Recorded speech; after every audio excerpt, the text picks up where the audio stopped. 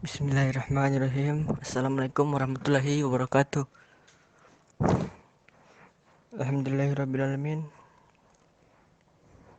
Puji syukur atas kehadirat Allah Subhanahu wa taala, karena atas berkat limpahan rahmat dan karunia-Nya lah saya masih bisa diberikan kesempatan juga kesehatan untuk melakukan aktivitas saya.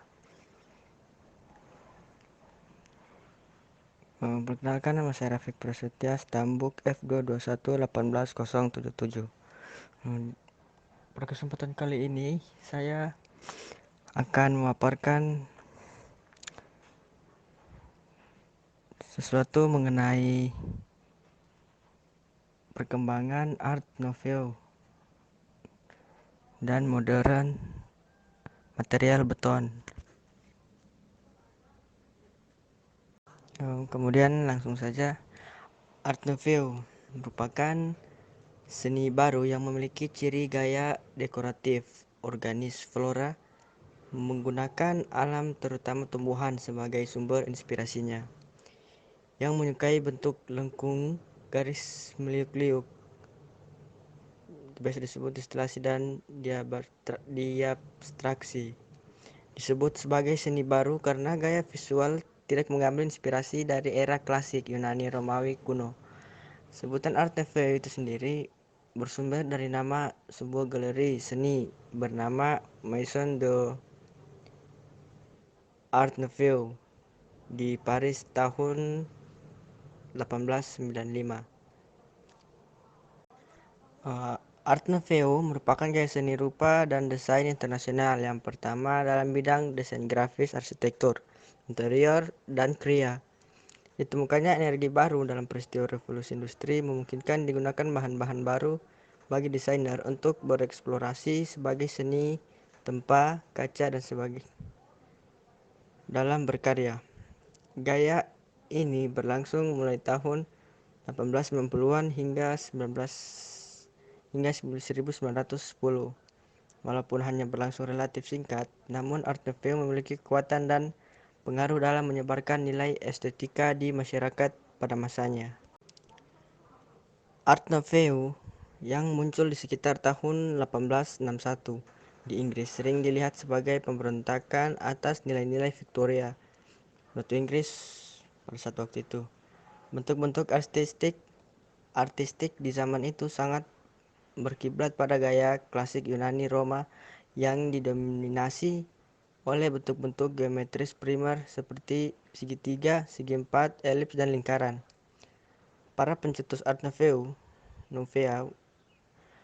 seperti desainer William Morris di pihak lain berpendapat bahwa garis lurus dan sudut tegak lurus seperti yang terdapat pada bentuk-bentuk geometris primitif tidak pernah hadir dalam jagat raya ini. Bahkan dalam tubuh manusia dan benda-benda organisme lainnya tidak akan ditemui satupun garis lurus. Maka para artis Art Nouveau mengkreasikan suatu bentuk seni yang menghindari bahkan menantang bentuk garis lurus dan sudut siku dan bentuk geometris primitif lainnya. Mereka menciptakan karya-karya yang penuh garis lengkung di bidang grafis dan seni rupa. Pola-pola desainnya mengadopsi bentuk wanita muda, dan bunga penuh dengan garis-garis lengkung. Juga binatang-binatang yang capung dan seperti capung dan kupu-kupu yang kebetulan sayapnya punya pola gambar yang sesuai dengan semangat gaya Art Nouveau. Image yang terkenal mungkin kap lampu karya telepon dari New York yang terbuat dari kaca patri berwarna-warni. Nah, inilah beberapa contoh bangunan yang amat terkenal yang dimana menggunakan gaya Art Nouveau. Yang pertama itu Templo Expiatorio de la Sagrada Familia yang difungsikan sebagai tempat ibadah gereja yang berlokasi di Barcelona dan hasil karya dari arsitektur Spanyol Antonio Gaudí. Kemudian kelenteng selanjutnya itu Townhouse di Rue Américaine, karya dari arsitek Belgia Victor Horta. yang sekarang difungsikan sebagai museum Hortas sejak 1989. Kemudian yang selanjutnya itu Menara Eiffel yang berada di Prancis, yang dibangun oleh Gustave Eiffel yang dibantu oleh arsitek Stephen Softry, yang dimana menara ini juga memberi sedikit sentuhan Art Nouveau ya, yang dibangun tahun 1887 sampai 1889, sekitar 2 tahunan.